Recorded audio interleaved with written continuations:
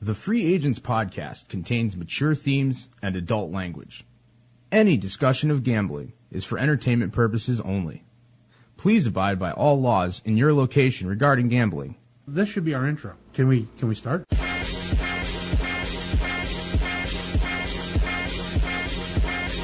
This week on The Free Agents. It's obvious on draft day, and it's even more obvious as we saw Ponder develop that there was a stretch of a pick.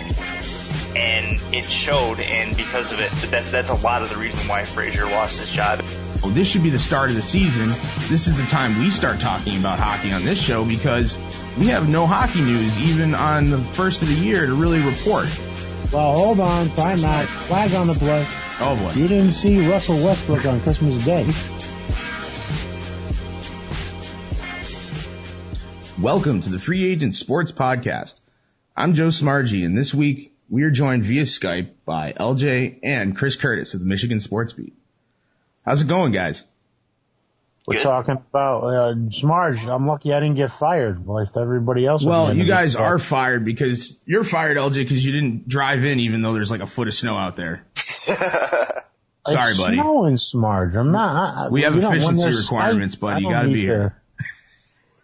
I don't need to drive that far. Well, everyone was fired this week. Screw you! You're fired! Some of these firings we thought would happen earlier in the season and didn't. So, what are your big takes from all the coaching changeover so far? Well, they're hiring people already. That's what my biggest surprise was. They hired O'Brien. What is his name? Yeah, you got it right. Bill O'Brien. Yeah, Bill O'Brien. Bill O'Brien. Yep. From Penn State. And for the Texans, they hired him already because they fired Kubiak already. It looks like they had been interviewing him a month ago. He had let it leak to a reporter at Penn State that I probably won't be around next year. And the guy released the article yesterday saying that, or the day before when O'Brien got hired, that's probably yesterday, that article went all the way around that, it looks like O'Brien telegraphed this move a month ago. Right. And then so this was already in the works. This is a Bill Belichick disciple. Yes. Yep. Who's a very good at game day coaching, good with the X's and O's. Lovie Smith ended up going to Tampa as well. And Lovie Smith, that was another good one right there. Lovie Smith comes with Rod Marinelli, and Rod Marinelli and Lovie Smith make a great team. And that Bucks team, like we said all year, has a ton of talent. They do. So now we're going to get to see Gerald McCoy and the rest of that defense with some real coaching. This should be interesting. Yep, they're actually bringing over Leslie Frazier, it looks like, from Minnesota as well, as he was let go of his duties from Minnesota. So it'll be basically an NFC North going all the way over to Tampa Bay. Now, what you were saying was Leslie Frazier was responsible for the Christian Ponder debacle, and that was what basically. Yeah, some people don't. There's some national people that don't agree with the Leslie Frazier firing in Minnesota, and basically the reason he was canned is because he put his eggs in one basket with this Christian Ponder pick. And with the Christian Ponder pick, it was obvious on draft day, and it's even more obvious as we saw Ponder develop that there was a stretch of a pick. And it showed, and because of it, that's a lot of the reason why Frazier lost his job. As you mentioned before the show, LJ, basically it helped to waste a couple of years of Adrian Peterson's career, which is a crime. And we as sports fans should be charged with a crime. Seriously. Yeah. Adrian Peterson ran for 2,000 yards. Just imagine if he had a serviceable quarterback. Right. Just imagine. Look at also they got this kid Cordell Patterson, so it isn't all bad with his, I don't know if Frazier's responsible for that pick. But again, there's talent. There's something immediate to this situation where they're going to be able to do something. Whoever steps into that job is going to be able to do something with that job right off the bat. I mean, not only at the head coach position, but at the quarterback position. So the problem is, they need to get a quarterback. Yep. Yeah, and unfortunately, they need to cut ties with the three almost starting quarterbacks they have on their roster, and basically start anew with a pick in the draft. So. That's what I'm looking at, and otherwise, that's why I agree with that pick. The Rod Chinzinski pick in Cleveland, or the Rod Chinzinski firing in Cleveland, I do not agree with at all. They fired the chud. Yeah, the fact of the matter is, for an NFL team, you have to give your coach a chance to correct the team. And 1 year is not long enough to do anything productive on a team. I'm sorry, but it's not. And for them to fire him after 1 year is just awful. It really is. I said it last time. It was a waste of a year. I don't even know who I said it to, but it just was a waste of a. Yep. I mean, the players were mad. All the players were leaking stories on Twitter like, what happened here? Why was, they were all not happy. Jordan Cameron came out. Yep. Coach was good. Coach gave me a shot. This was this. I thought the team was doing good. They didn't give him a chance with a quarterback. I mean, Brian Hoyer was the only guy that looked decent in that quarterback spot. Yep. You got to ask what Mike Lombardi was thinking. Why bring the guy in at all if your plan was to bring in Josh McDaniel anyway? Right. Would McDaniel have too much stink on him coming out of Denver that he had to wait a year? I mean, I don't get it. If your plan all along was to reunite the Patriot type of situation, Lombardi loves the Patriots. He's got a big heart on for everything Belichick does and everything that they did over there.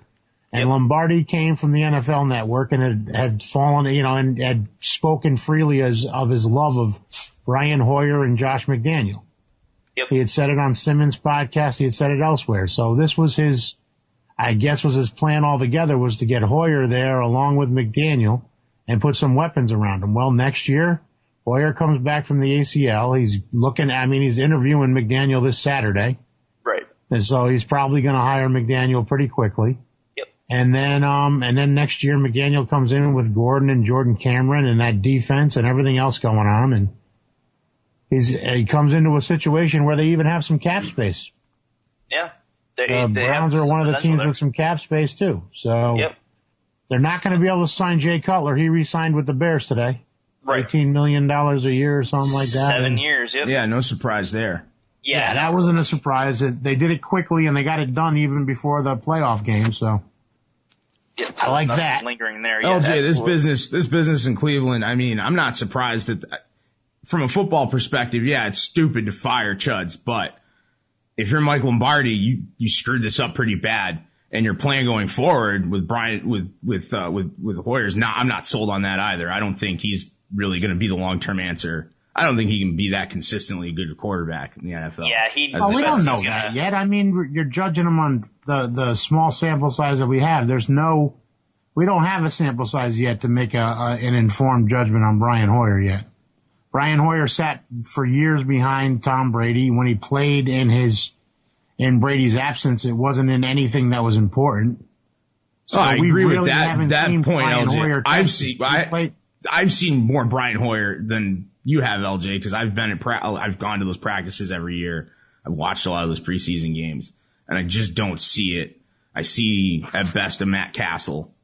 That's the best. Like he might be able to be an average starter at best, but I just don't think he can consistently make you a winning team. I don't think he's a long-term solution. I'll reserve judgment. That's what I've seen. So I'm reserving judgment. Okay. I don't know. Yeah. Fair enough. And if Lombardi's willing to roll some dice with him, and I mean, he brought him in sneaky sly, and he got him into that starting spot pretty sneaky sly because right. All of a sudden Hoyer was in that starting spot, and you're like, how did that happen? Yeah, well, then, the Josh Gordon thing couldn't have turned out any better for the Browns. Yeah. If everybody jokes that God hates Cleveland, well, somebody was looking out for him there. Because that guy everybody's talking about now, I mean, second best receiver behind Calvin Johnson. And pushing Calvin Johnson for the top spot. Yeah, he's putting up the yards, that's for sure. And that's saying something. That absolutely is. Well, I'd like to see how if he continues that momentum next year. With whoever they have in the signal caller's role. So we'll see. Josh McDaniel with a real weapon at wide receiver, that could be scary. Because look what he's done this year with that offense, that patchwork offense that he's had in New England. McDaniel's a good coach. He had a bad spot there in Denver. I mean, he was stuck with that Tim Tebow baggage that he seemed to embrace, but. Yep. And the only other vacant position that we haven't talked about is the one in Detroit, which is arguably the best situation for a new head coach to come into.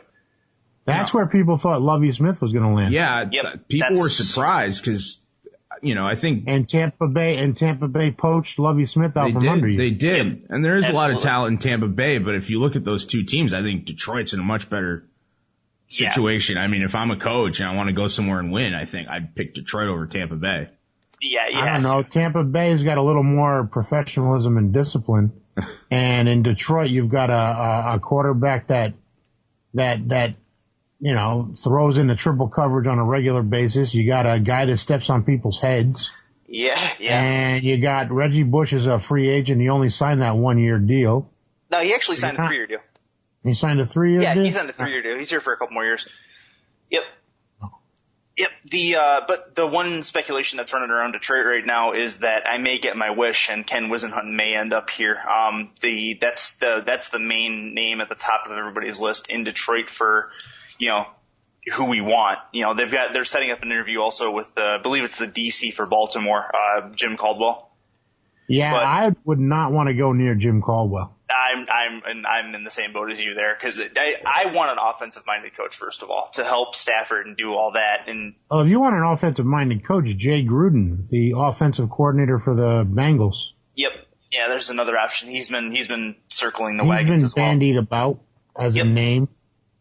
And then the opposite of Schwartz would be Jack Del Rio. And I've seen his name bandied about too. Yeah, not as much, but of the coaches that are kind of circling the wagons, definitely Ken Wisenhunt and Jay Gruden would probably be at the top of my list given their offensive nature. So we'll see. As long as one of them can kind of, lasso this locker room and bring some discipline to this team that really hasn't had it for the last 5 years. So, that's all the Lions really need. They just need a Monica, like someone who will just bring slightly more discipline to their team. I don't think it's as bad as you think, LJ. I mean, they got killed with penalties. They're an undisciplined team. Yeah, I'd have to agree. They need someone to come in there, and that's why Lovie Smith would have been good. Because he was I think Lovie would have been good. He's stern enough, but he's not unreasonable. I mean, if you brought like a Schiano in there, he probably would ruin what you've already built. If you have a guy who's going to take it too far. I'm saying like there's a balance there. I think they need just the right amount of discipline. Yeah. And they can really be more winning professionalism than discipline. Yeah. I mean, that's even more. It's more preparation than anything, yeah. And Lovie Smith was everything, including professional. I mean, he's been to a Super Bowl. He got to a Super Bowl with Rex Grossman of all fucking Right. And that was based on his defense because Rex Grossman isn't going to carry a team. So, yeah, that was all his defense that year for sure. Brian Urlacher and all those guys. That was a fantastic D that, basically they took it to the Colts for the most part in that Super Bowl too. So, Colts ended up winning it, but either way. Yeah. So we've got that turned into a black mark on Peyton Manning's record right there. Ooh, you beat Rex Grossman in the Super Bowl. Right. I'm pretty sure I could beat Rex Grossman in the Super Bowl, and I'm half blind, so go figure that one out. So do you guys think we'll have a lopsided Super Bowl this year, looking at the playoff matchups I don't we've think got so. going on? As long as we don't play it in Seattle and then have Seattle be the home team, or play it in Denver and let Denver be the home team. They're playing in New York in the middle of winter, which should be interesting as fuck. Yeah, well, I'm looking at the NFC in that playoff picture, and that my dark horse to get out of that is I think Carolina has a shot to beat Seattle in the NFC title game. I really, really do. I mean, granted, it'll be in Seattle, but if Arizona can go to Seattle and beat Seattle, then there's no reason to believe why Carolina can't do it. I mean, you can call it a fluke all you want, and it was based on 4 turnovers, and Arizona played a really good defensive style against Russell Wilson. But taking a look at it, I think my dark horse out of the NFC has got to be Carolina. The problem with Carolina is they have a different defense than Arizona. Arizona has Patrick Peterson there that can cover wide receivers straight up, and Seattle's, you stack the box, and they basically dared Russell Wilson to try and beat him, really. They weren't going to let Marshawn Lynch do it, and they had the corners to cover anybody that could really be a danger. Yep. And Carolina doesn't have cornerbacks like that, though they do have Greg Hardy, who's sacking the quarterback at an unbelievable rate. who's actually a free agent this year, so look out. Yep. He's going to land somewhere and make some defensive. He's got a payday coming, that's for sure. Yep. Big payday. But back to the playoffs in Carolina. I like Cam Newton. I think Cam Newton's that end of the game, great closer type of quarterback, and if that defense can keep it close, they give Cam the ball towards the end of the game, he can win. Yep. It might not be pretty, but against that Seattle defense, nothing's ever pretty. Right, exactly. It doesn't have to be pretty. Basically, you just have to come out with more points than the other team, and I think Carolina has a shot to do that against Seattle. What about the wildcard teams? You guys taking a look at the NFC? What, if any of those four are coming out into the light, which one do you think it is? The Niners. The Niners have actually proven themselves. Every time we wanted to kick them and say that they weren't as good as we thought they were, they ended up 12-4. Yep. And they're going to Green Bay, and that's a team they can beat. I mean, that Green Bay defense is awful. Yeah, and I'll eat my little piece of humble pie. I actually wrote them off week 12, and we've got the I've been trying to fade the Niners all year because that's what I do. But I think the Niners have the best path out of there. Even if New Orleans wins this, in the first week, the problem is they play so bad on the road sometimes. I don't think, they're the 6th seed, so I can't see them going on the road and winning the next game. Philly in January. That should be a very interesting game. Yeah, Philly, the week before I had been sold on Philly's D, but then last week they showed that they weren't. I don't know. I guess they're crippled against Dallas. It was like weird. They were able to beat other teams but had issues versus Dallas this year, and you never know what you're going to get. This is going to be a crapshoot right here. Yep. All right. So the wild card games for the NFC. Give me a prediction. Saints and Eagles. I'm going to go Eagles. I got the Eagles. Okay. And Niners and Packers. Niners. Yeah, we got Niners there. Okay. Well, I'm taking the Eagles and Packers actually. I'm not writing off the Niners. I think it's going to be a competitive game, but I think Aaron Rodgers will beat them at Lambeau. I think the Packers are going to win that game. I think that you're about to see the Niners running game unleashed. They weren't able to. This was one of those things that I heard thrown about too. That Harbaugh's been holding back on the read option stuff because he didn't want to destroy Kaepernick during the regular season. Mm-hmm. But now that it's the playoffs, his quarterback can take a few hits, and against this Packers team who can't stop the run. You're about to see read options and Frank Gore and Al Gore and every Gore that they could find running the ball on these guys. Yeah. The Packers cannot stop the run. The Steelers ran for a shit ton of yards on them. Everybody can run the ball against them. Yep. Clay Matthews is out with a broken thumb. This is not going to be pretty. Yeah, they're just going to run the ball. They're going to keep Aaron Rodgers off the field. And it was against a Bears defense that wasn't very good last week. The Niners defense is much better. Yeah, this is a whole different team. We can't get all excited about a Packers team that barely beat the Bears. Yeah, and you have a point. I think if you get into a shootout with Aaron Rodgers more often than not, you're going to lose. So I'm going to take the upset pick and go Packers here. I'm not going to get into a shootout with them. Yeah, either way, I'm taking the Packers and an upset pick. So. I know. You're staying loyal to your NFC North. I don't even know about that. I don't even like the Packers all that much. But yeah, of those two teams, I think the Packers are going to bring it out. So taking a look at the AFC, though, a couple of wildcard games. You got the Colts playing host to the Chiefs, and then the Bengals hosting the Chargers. Taking a look at there were two quarterbacks this year. One of them passed for 3,313 yards and 23 touchdowns. The other one passed for 3,822 yards and 23 touchdowns. It's Andrew Luck versus Alex Smith. Their numbers were very similar. Yep, they absolutely were. And do you think out of the AFC, and you guys may disagree with this, but I have to go with my dark horse as the Colts. I think the Colts are going to at least get to the second round, if not to the AFC title game, and it could make things very, very interesting. We could see another Peyton versus Andrew Luck moment.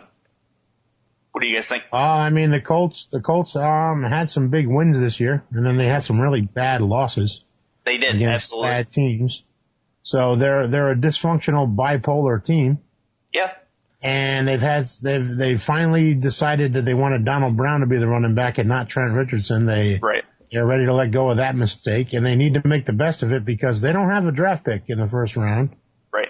Because they gave it up for Trent Richardson. So this is a year they want to be right in the mix. So they're right in it. And I mean, they're favored against the Chiefs, and they can definitely beat them. I mean, I'm not a firm believer of the Chiefs. The Chiefs haven't beat anybody who's good. Their 5 losses are against playoff teams. If Indy can keep the ball out of the hands of the Kansas City defense and not make any, big mistakes, they do have a good, they have a good chance of winning. Yeah, against Kansas City here. Completely agree. I mean, Indianapolis is one of those teams that actually did beat a couple of playoff teams. And then the road may actually get easier matchup-wise for them, depending on where they end up going. This is just going to be an ugly game. This is going to be like a 16-12 game or something like that. This is going to be a defensive battle. Well, that's what this is going to be. If the Colts win and the Bengals lose, then the Colts will play the Patriots. It'll be Andrew Luck against Tom Brady. Yeah, well, if wishes were kisses. The Chargers are not beating anybody. Yeah. The Bengals are going to beat the Chargers. The Chargers are not that good a team. Okay. I'm sorry. The Chargers, they had a couple of decent wins this year. They had the resurgence of Phillip Rivers. Yeah, yeah, I'm a lot more excited about the Bengals in the AFC, and they seem to match up well against some of these other teams too. They can take care of the Chargers. The redheaded rifle's been a little bit inconsistent this year, and so I'm not completely sold on him. Redheaded cat gun. I want to see him on a more consistent basis put up the numbers that he is capable of putting up, and then I'll be more sold on that Cincinnati offense. But every time you see the Colts. Every time you see a good offense like that with all the weapons and all the right play calls and guys getting open and balls floating over their heads and interceptions happening, you go, man, what it would be like if there was a real quarterback running that team. Right. So every time you look at the AJ Greens and then the Tyler Eiferts and the Giovanni, but look at the weapons every time Giovanni Bernard touches the ball, it's an exciting moment. Yes, absolutely. You want to you stop. You go, oh, what you going to do? And then AJ Green's open. Oh my God, he just made another ridiculous catch, or he just did this. And Tyler Eifert's a big, strong, wide receiver, tight end. If there was a guy that was going to be a next level tight end, to challenge Jimmy Graham and Gronkowski, it's guys like Tyler Eifert. And Jay Gruden's a good offensive mind, and you got a system that's good in place. The problem is, like you said, the redheaded cap gun has got some problems. He's got some problems with consistency. We've seen it. They got blown up by the Jets by 40 points. Yeah, and the Jets aren't in the playoffs. So yeah, it's ridiculous. Yep. But if I have to pick somebody coming out of that game, it's going to be the Bengals, and if I'm going to pick somebody, it's going to be the Colts. Yep. I just don't see the Chiefs beating them. And that would mean that you would get the Bengals would face the Patriots in the next round, and that's a bad matchup for the Patriots. We've already seen that happen this year, and they don't have the ability to stop the Bengals. That game was night and day though, because once the rain started, the Patriots became a different team. So I'm not ready to say that that's a matchup issue right there, especially with Bill Belichick coaching the best he's ever coached, and he's out of his mind right now. Yeah. Yeah, and I take him against anybody in a matchup, especially with the Bengals are coming to New England, so screw that. Yeah, it'll be a competitive game, but I don't think the Bengals will have. He's going to get in that Andy Dalton's head. It isn't that hard to get in there anyway. Right. So what about you, Smarge? It was that rain the last time that messed up Tom Brady. So as long as it doesn't rain that day, let it snow, because Brady seems to destroy everybody. Well, like I was saying, it's going to be a really tough matchup, and I think New England really could lose to the Bengals in that round. We could end up with Broncos and Cincinnati playing for the AFC crown. Yeah. Yep. That's what I see probably happening. Wow. I think the Bengals got lucky because it rained that day. That's what I think, because that game was different before the rain started. I remember watching it, and I'm like, and then the rain started, and all of a sudden Brady started making mistake after mistake. And it was after he had another rain game. That was the one against the Jets this year. whatever reason in the rain, Brady is worse in the rain, which is, understandable because he relies on timing and everything else. Right. Well, taking a look at the predictions, LJ likes the Bengals and Colts. I like the Bengals and Colts as well. What do you think, Smarge? Bengals and Colts, huh? Bengals and Colts. Yeah, I mean, I really can't disagree there. Yeah. KC could win. I mean, I think that's going to be a close game with KC, but like I said, if Indy can really hold it down and not make any big turnovers, yep, they can win that game. So I think we're all in consensus on that one. Yep. So it's going to be a good weekend. That's for sure. Oh yeah. Playoffs are here. Playoffs. Yeah, playoffs. And then Allen Iverson will show up for practice for the playoffs. Yeah. Right. Practice. Right. Well, it'll be. Hopefully, we won't have any East Coast. We're in the middle of the snowstorm, so I can't imagine that by the weekend it's going to be snowing like in Philly. It was definitely snowing in Ann Arbor, Michigan yesterday. Definitely. Chris Curtis and I were watching the Winter Classic up there. It's always it's a wonderful hockey event to start the new year. Good competitive game too against a couple of teams that are holding down wildcard spots in the Eastern Conference, Toronto and Detroit, and back and forth it went all the way up until the shootout, and 3-2 Toronto took it. But it was a NHL hit a home run with us. 105,000 people has set the outdoor hockey record for attendance. It was ridiculous. The game that went on. I love it. They have truly made the Winter Classic into a classic. Yeah. I don't know if I would want to be. I like to watch my sports from home, from TV anyway. Part of going to hockey is like you get seats right down by the boards and you're right, the action's right there, right. So it's got to be tough to be out in that weather and being like, I don't know, how far back were they? It was pretty far, it seemed like. Well, if you were in the nosebleed seats, you're going to see anything. You're watching it on the jumbo. Absolutely. You're at the top of the stadium, and 105,000 seat stadium, you're not seeing anything without a good. You could have lit a barrel fire up there just to stay warm. I think they do during the Michigan games, right? They do that, Chris? I'm not for sure. I don't think so. Not anymore. I think they probably got regulations against that, but you can start lighting barrel, breaking up those stands and throwing them in the barrel, and that is just a little ridiculous. I'm with Smarge here. I think if I'm going to go to a hockey game, I want to get seats by the boards and things like that. With a game at the Big House like they had, nobody's going to be by the boards for the most part, and that's unfortunate because it'd be a really awesome experience. But the atmosphere that was created there was absolutely ridiculously awesome. They split off the stadium. One side was entirely blue for Maple Leafs, and then the other side was entirely red for the Red Wings, and it was for lack of a better word, it was a spectacle. It really was. It was a college football atmosphere. If they're in the Big House, they went for that college football atmosphere. They went for that. They stuck all the fans of the same team in the same sections like they do at college football games, and then they let everybody get their cheering going and their chants on. All right, I'll give the NHL a lot of credit for that one. They decided to play this up and show some real rivalries, and they got a shootout. Anytime that there's a shootout, you got to be happy. Yeah, absolutely. Yeah, that was an exciting shootout.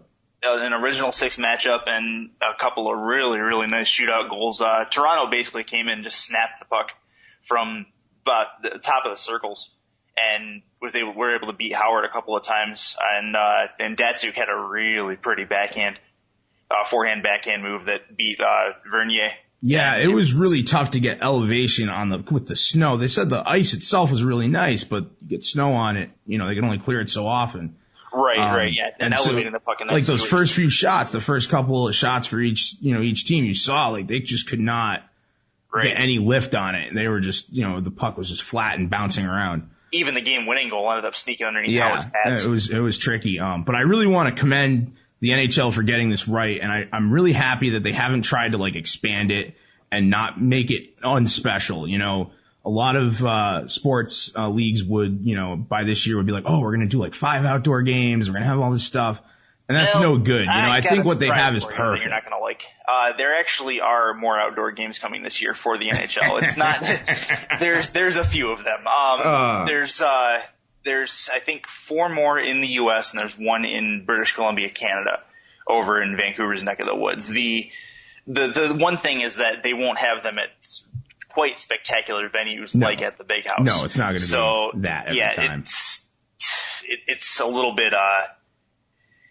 I agree with you. I think they probably should keep it to 1 or 2 outdoor games a year. One in Canada, 1 in the US would be fine. I think expanding it too far would be just killing the product. And Gary Bettman's pretty good at killing a product, let me tell you. That's what I'm worried about. And, and this is the problem they're having is that the rest of their products. With all this momentum he's got, isn't it about time for him to lock out the players again? Yeah, well, this is what I'm saying. Like, they start getting it right in hockey and then they screw it up. And this is the problem they have right now is that the seasons, they have the same problem. We talked about this last year. The season's too long. This should be the start of the season. This is the time we start talking about hockey on this show because we have no hockey news even on the first of the year to really report. There's not all the teams that are supposed to be in first place are, and, there's the Sean Thornton suspension and there's, people have been talking about that. But other than that, there's just nothing going on in hockey in the beginning of the season. Like the NBA just doesn't matter. Right. In a lot of ways. So, we've talked about different things they can do to fix that. LJ and I wanted to have like a round robin tourney, so like each conference would play like each team like 3 times in a round robin starting at the beginning of the year or February or something. And then they would get seeded into their playoffs, and you'd have the playoffs. Tell you what, you'd get a ton of ratings for that. I mean, there's the ratings in the NHL at the beginning of the seasons are not good. And the other thing is, with the exception of last year, I don't want I don't want a team's standings to be affected by playing 3 or 4 or 5 outdoor games every year because what we saw was great and it was highly competitive. Yes. But you didn't see the full extent of, the skill game because of ice conditions and whatnot. I don't think, 10 of your points in the season should hinge on like I said, like 5 games. One game is great. Having the one game for one team a year, almost like an exhibition, but they're playing for the 2 points, means something, but it's not going to unbalance the league. Yeah. Like with schedule issues. So. Yeah, I think as long as they do it right, and as long as they don't oversaturate it, I think it'll be okay. But it's going to be hard to outdo what the Big House did this year and what they did with the Winter Classic. Oh, that was amazing. That was for everyone in your area. That was just amazing, and yes, absolutely. And that's another smart thing. The geocentricity of it is really wise. Well, they could do when I was a kid, we played in a frozen swamp. Next year, they play in a frozen swamp with trees in the middle of everything, and these big green swamp-looking things around the trees that you had to hop over to get to the puck. Sometimes the puck would sink into the water because by the trees the ice wasn't totally frozen. If they really want to make it interesting, I've got some ideas. Yeah, they got Zamboni, but I don't think they could Zamboni the ice. It might sink Zamboni sink right into the swamp. Next year they're playing. I think they announced next year in Nationals Park in Washington D.C.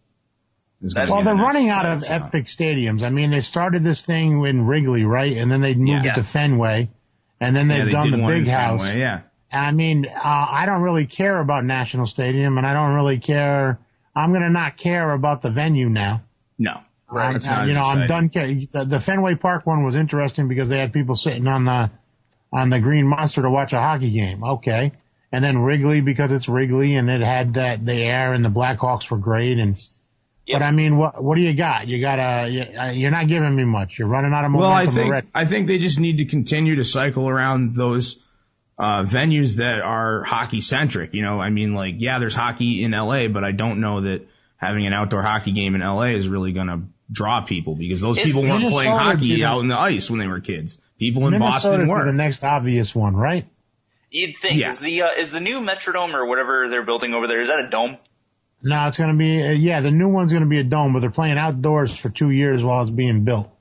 Okay, well then that would be an obvious one. Because the new Minnesota Twins Park, they could play it there. They could play at Target Stadium, yeah, absolutely. Yeah, Target Field. Minnesota would be an obvious spot because then you could invite another Canadian team and you'd have another rivalry where you come over the border. Yeah, Minnesota and Vancouver per se, or something like that. Yeah, Minnesota, you do Calgary, something. Yeah, no, I completely agree with that. The other thing that you got to think about is that you got to go to the hockey hotbeds, and a lot of that. I mean, they've taken advantage of that to a point with it being in the Detroit area this year. But Michigan, Minnesota, Wisconsin, I mean, those 3 states are responsible for a whole bunch of hockey stars in this league. I mean, they take up 60% of the U.S. Olympic roster this year. That's impressive. I'm just scared that they're going to be dodging bombs while they're playing hockey. That's over there. Yeah, we will be watching. I am worried though for our athletes. And they announced those Chechen separatist rebels over there or something. I don't know what's going on. Right. Yeah, that's crazy, and we're certainly concerned here.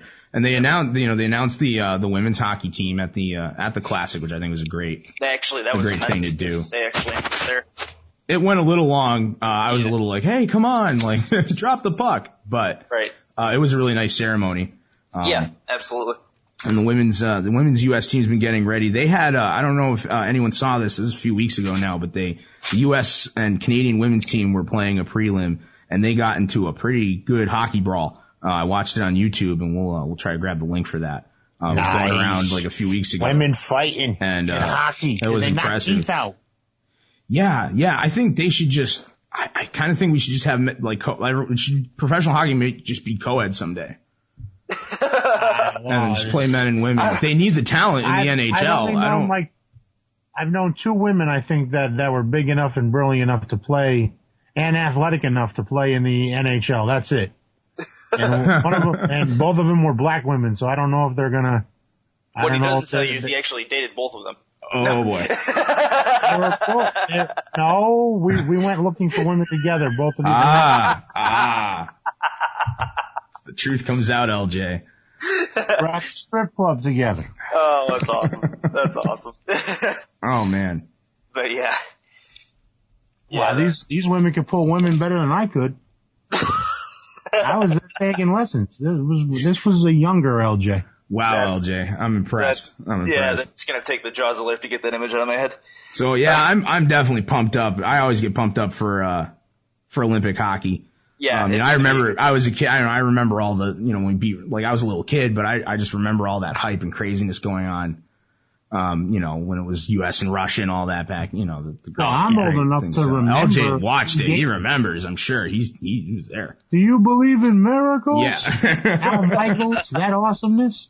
I remember that year we had a friggin' blizzard that year.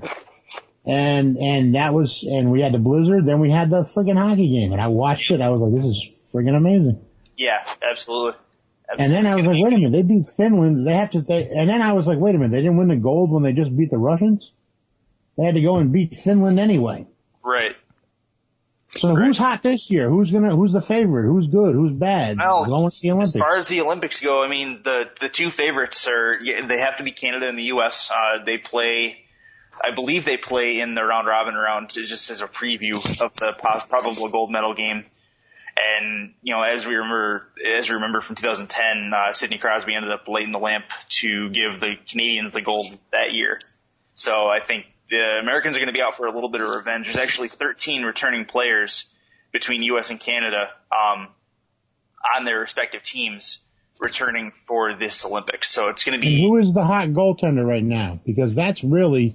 When it comes to Olympic time, whoever the hot goaltender is, you ride him to the win, because that's what happened the other time. Well, for the U.S., the three that are on the roster are Jonathan Quick, Jimmy Howard, and Ryan Miller. And if you remember, Ryan Miller started the games for them in 2010. And I think the nod is actually going to go to Jonathan Quick out of L.A. I was going to say, isn't he the one that they rode to the Cup? Yeah, they did. Kings have won a cup since then, and Quick's been a fantastic goaltender, and I think he's almost a shoo-in for that spot. And the other two will definitely be backups, but to even be named to the roster is a pretty astounding achievement anyway. And it's going to be a very competitive Olympics, and it's going to be fun to watch on all facets of it. So and when did it start? Another week, I believe. Another week and a half. Yeah, they got almost 2 weeks for the men, I think. Something like that. The ladies first. I'm so excited. I'm so glad I got to see Quick play at UMass. I went to some of his games there. Yeah. And he's just such an exciting goalie to watch. So I hope he gets the nod too. We'll be watching, but. Yep, absolutely. It'll be an interesting Olympics, that's for sure. And it'll be Olympic one hockey, of the they got highest the rated ones for a while. What's that? in Olympic hockey, they got the bigger rink, and and it allows for more fluid play. Yeah, more skating. Ice. Yeah, a lot more skating and skill. Yeah, so. Yeah, and it definitely it favors the more athletic, the more skilled players. Yep, the more speedy type players. Yeah, a lot less fighting and enforcing. Yes. But, did you guys watch any? I didn't get to see any NBA action over. There were a few games over the holidays here. And then I heard just some crazy Andrew Bynum stuff going on. What you guys are telling me about that? What's going on with that, guys? Christmas Day. Yeah. The NBA players wore T-shirts on television. Oh my God. Oh man, I heard about that. Practice jerseys. Yeah, they were complaining it was, not good for their It was motion, messing with their shooting, yeah. and they were skinny T-shirts. I'm like, yeah, everything is skinny now. Skinny jeans, skinny T-shirts, everything was skinny. Oh man, whoever the fashion designer is for the NBA needs to be fired and locked in a cage somewhere. That was absolutely awful. But I'm a guy and I can see that, and there's no reason for that. Come on. Yeah, I think it's time. The NBA, they were concerned about the thuggish image and stuff in years past. I think it's time for them to maybe ease some of their dress code stuff a little bit. The players have such good style now, these guys.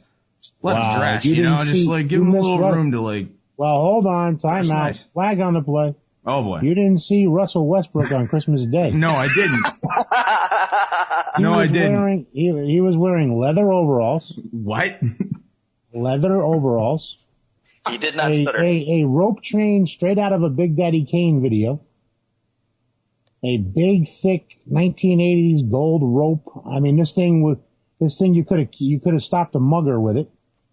And then he was wearing a skull cap and some sunglasses. He looked like he was ready to be in a rap video. Yeah, that sounds pretty thugged out, dude.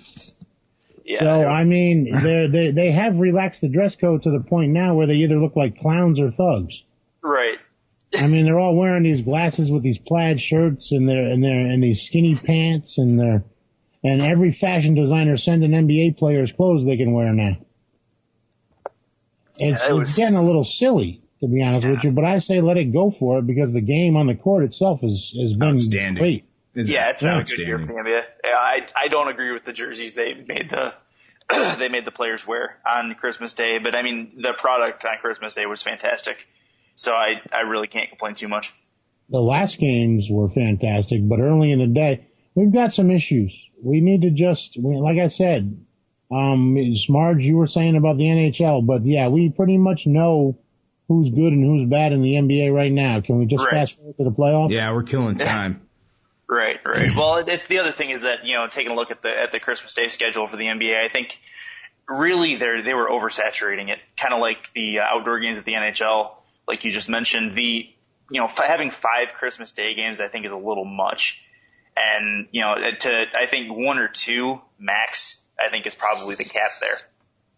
I don't see any productivity from having 5 Christmas Day games in the NBA. So I don't mind the late night ones. The late night ones were fine. If you're going to run a late night West Coast one, fine. But don't run them early in the day. Don't give us a noon time and a 2 o'clock. Yeah, I mean, they've got them running from noon till 10:30. I'm like, what are you doing? Yeah.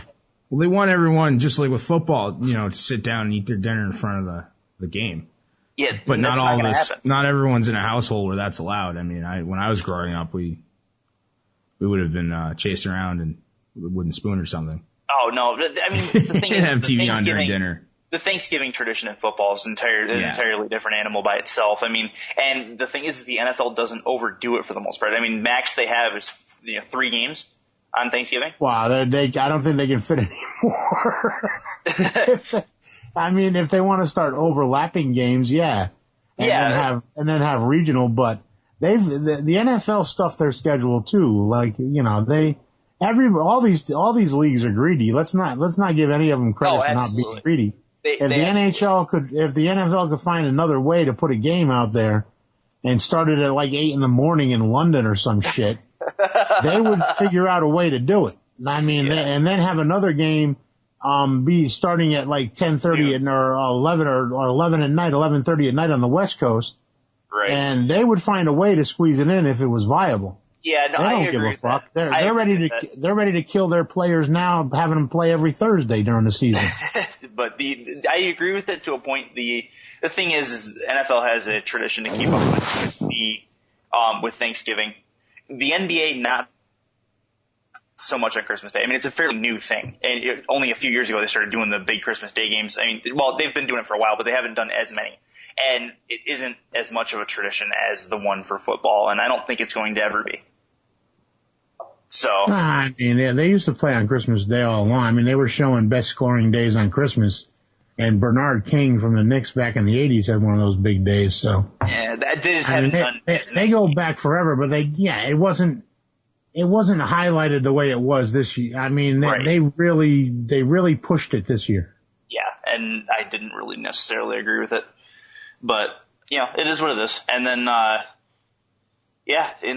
moving on from that, we have, since the start of the new year, we've had Andrew Bynum blow up in Cleveland. He never really was meant to be anything. I mean, they brought him in on an incentive-laden contract, which is going to make him easy to trade, which is what they're trying to do. Right. And they're trying to trade for Pau Gasol. At least that's what they're still working on the details of it. And the Lakers would clear cap space because they would just let Bynum go. Right. And if Powell could somehow play himself into some decent shape, he would definitely help that Cleveland team. Absolutely. I mean, and Clinton Powell really hasn't had his head right since he started the year in LA. And he's been out of shape all year. They say he's like 20 pounds overweight. Yeah, that's definitely part of it. And if he can work himself into shape for that Cleveland team, it'll definitely, like you said, help them. The other thing you got to look at for the Lakers, it's definitely a win on their end if this deal goes through. I think you said before the show, $33 million in cap space is what they'll have. Yeah. They would clear $33 million in cap space, and then they would have to re-sign some minimum players like Steve Blake and those guys. Right. But then that would leave them with enough cap room to go after some bigger name free agents. Yep. But everybody still thinks that next year is kind of going to be a lame duck year too. It's when Kevin Love and Russell Westbrook and some of the other bigger name guys hit the market that the Lakers are really going to have to make a move. When does Carmelo's deal up? Carmelo's the end of this year. Carmelo is looking at other teams. I mean, his agent just leaked that he's interested in the Bulls. That'd be interesting. If Derrick Rose comes back to anywhere near what he should be, having Rose and Anthony on the same floor would be interesting. If they can, there's only one ball, and I understand that, but if they can somehow work together, that'd be a good team. I'm just imagining Carmelo Anthony with Tim Thibodeau as his coach. Yeah, there's that too. Yeah, it's like, wait a minute. Yeah. He won't play defense. And Thibodeau needs those intense guys that are willing to kill themselves, and Carmelo Anthony fell asleep on the bench.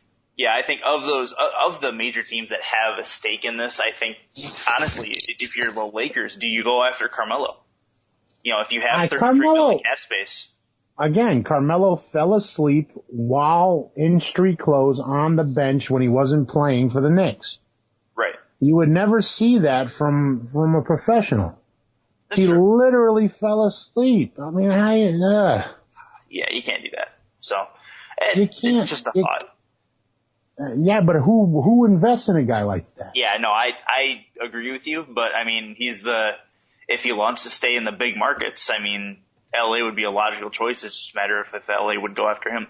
Him and Kobe together, I don't know about that chemistry. Mike D'Antoni's definitely not the right coach.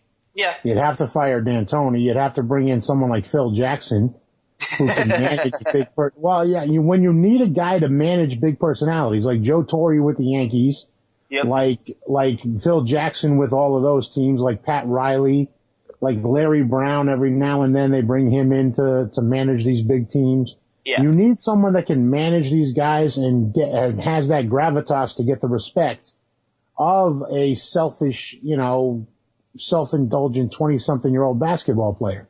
Right. That has more money than God and really shouldn't care about winning. Right. How do you get those people motivated to win? How do you get a guy like, how does LeBron James stay motivated when you've got more money than you know what to do with and you're at the best of your game? And it's guys like Phil Jackson and Pat Riley that know how to get these guys still motivated. Yeah, and that's one coach that we don't talk about, and is the one in Miami, Eric Spoelstra. To be able to manage those personalities like he has been a very, it's been a welcome sight. It really has. He's been he's been very good at managing those egos and keeping them in check to make sure they win games and win championships. So he's a very underrated coach for what he does in Miami. Well, no one really a lot of us did not believe that he would be able to be that effective there. Yep. So he's been impressive. I mean, granted, you've got such a great roster, like, it's on you to screw it up, basically. You know, you just need to get everyone together and on the same page. Well, whatever. Spoelstra had some problems. He was having issues that first year. Yeah. There was a certain lack of respect. They basically fought through their first year rockiness. And then Spoelstra sat down with his coaches and came up with this space and pace offense and sat down with LeBron and said, all right, LeBron, this is what we're going to do. And then Bosh started picking up on it. Yeah. And Dwayne Wade. And then everybody picked up on it. And I don't know if you saw the other night, but LeBron was out. And Chris Bosh dropped 37 on Portland and hit a game-winning 3 to win the game. Yep, saw that. That was a very good game. And the guys were all about giving Bosh all his credit and everything else. And they came out and gave him a James Brown photo bomb where they put the cape on him and wiped his brow and did all that shit. And this is a team now that's totally come together. The chemistry is off the charts. Yep. The only person that might get killed every night is Mario Chalmers because he pisses off LeBron. like someone's little brother, following around after him, I'm sorry. Right. And then LeBron's over there going, my bad, I didn't mean it. Well, other than that, this is a team that's really coalesced around winning another championship, and they're just trying to stay healthy. And I mean, Chris Bosh is playing out of his neck. He can sign a huge contract next year. Yep. With the shit he does on defense too, he's probably the best power forward in basketball right now. I can't think of anybody better in the East, or at least in the East, and really not even in the West either. Now that I think about it, so he's got to be number one in that position. And like Smarge said, I mean, it was on Spoelstra to screw it up, and he hasn't done that, and that's on Spoelstra. So yeah. Very good call. Yes, absolutely. Speaking of good calls, guys, you know what's a good call is really if you go to any sporting event, if you're any question whether it's going to be sold out or not, just get your tickets online in advance. I learned this lesson over the holidays.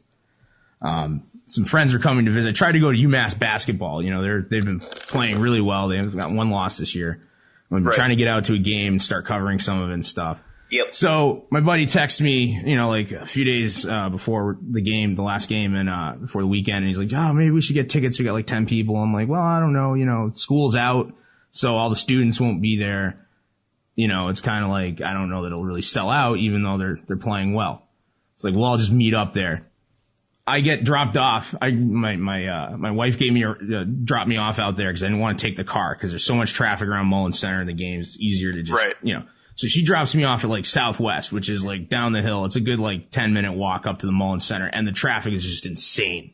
And like it's just nuts. And I walk up there and they are sold out like half an hour before the game, And I'm like, oh no. Text everybody. Let's meet at the hangar. And the hangar is just like this, there's a few little bars and restaurants right near the campus there, and they're always packed. And it's like, all right. I get down there, I walk down there, and by the time I get down there, they all met there and got a seat, and there wasn't even a chair for me to pull up. And I'm like, balls, dude.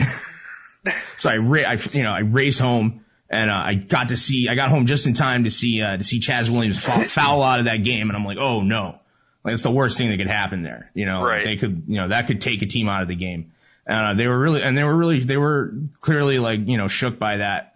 And they allowed Rhode Island to get back in the game. But the overtime was just great. And those guys, the rest of the team really stepped up. They got it together, managed to close out Rhode Island there. So that was an exciting game. Good basketball. It's been interesting for that team. It's a team that's not getting a lot of play. That was a hell of a walk for you. I know all of that area. Yeah, it's a walk, dude.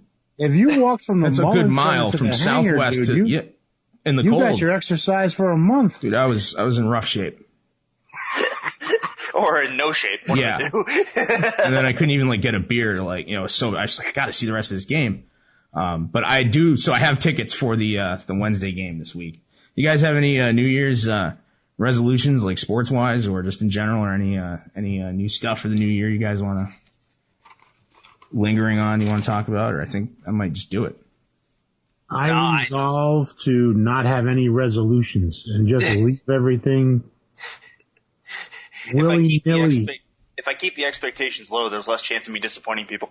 Exactly. New Year is all about no expectations. I resolved to lower the bar. So I will not be disappointed in anyone, and no one will be disappointed in me. There you go. Well, I resolved to keep making the show the best show we can and making it better every week. And, want to thank everybody for listening and stay with us with the new year. And you can find us on freeagentspodcast.com, on Twitter, on Facebook, just about everywhere else, iTunes and